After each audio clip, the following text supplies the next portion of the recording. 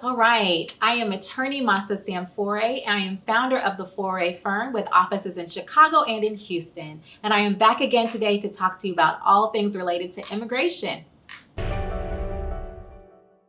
So today's question is, what would be some reasons why a green card would be denied?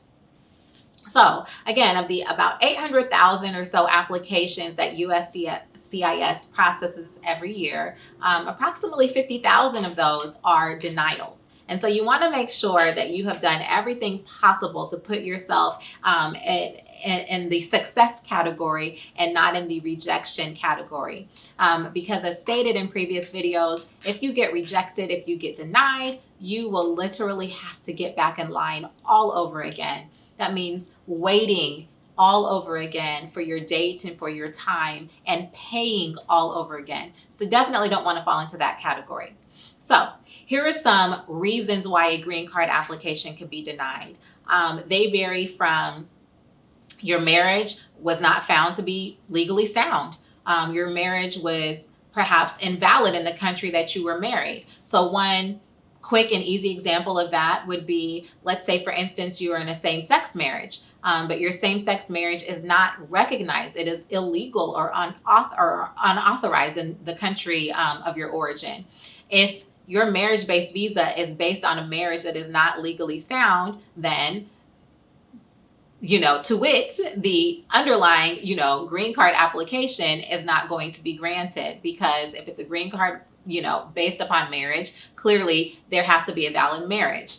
In addition to that, for instance, there are many people who have had prior marriages. If your prior marriage ended in divorce or annulment or the death of your prior spouse, you need to make sure that you have submitted that documentation and submitted that proof, be it an annulment certificate, death certificate, or divorce decree, along with your application packet, so that you can demonstrate your eligibility to be married and, again, the validity of the marriage. And the same thing goes for the seeker spouse who is seeking to come to the U.S., and of course for the sponsor spouse who is seeking to bring their spouse to the U.S.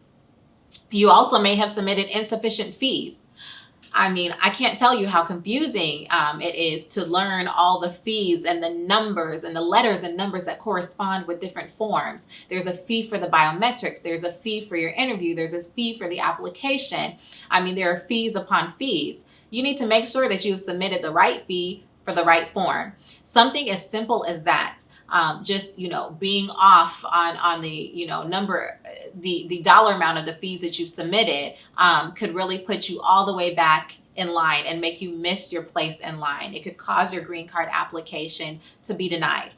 Another common reason why green card applications are denied is because you submitted an incomplete form.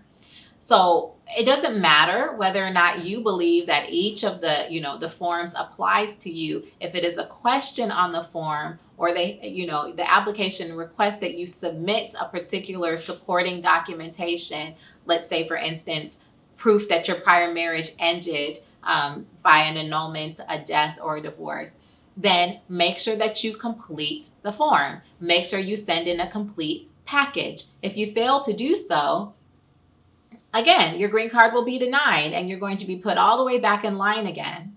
If you two are fiancés and you want to submit a K-1 fiancé visa, you also have to have met in person in the last 2 years. In person, folks. I know in this day and age where people are meeting online, they're dating and courting online, you might think that all you have to do is show emails or WhatsApp messages. That is not the case. You must have met in person, face to face, in the last 2 years prior to submitting your K-1 application, unless for whatever reason you fall into a narrow category of exceptions.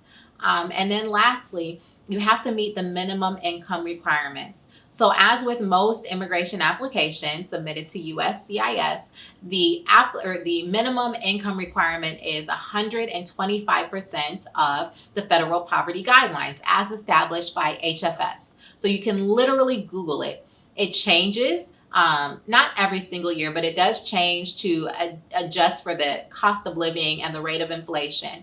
And so, right now it's about $22,000. And that's $22,000 for a household with just the two of you.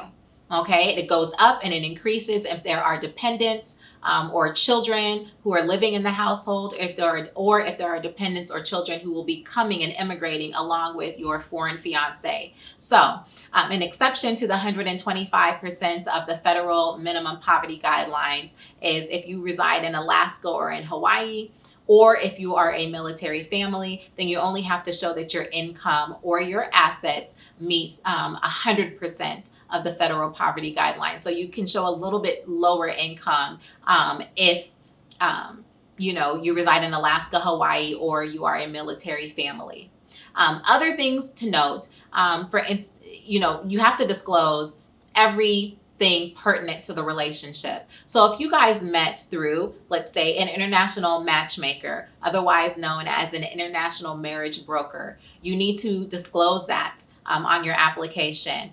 Again, the USCIS is particularly sensitive to immigration or marriage-based fraud. So if you met through a broker, make sure you disclose that information.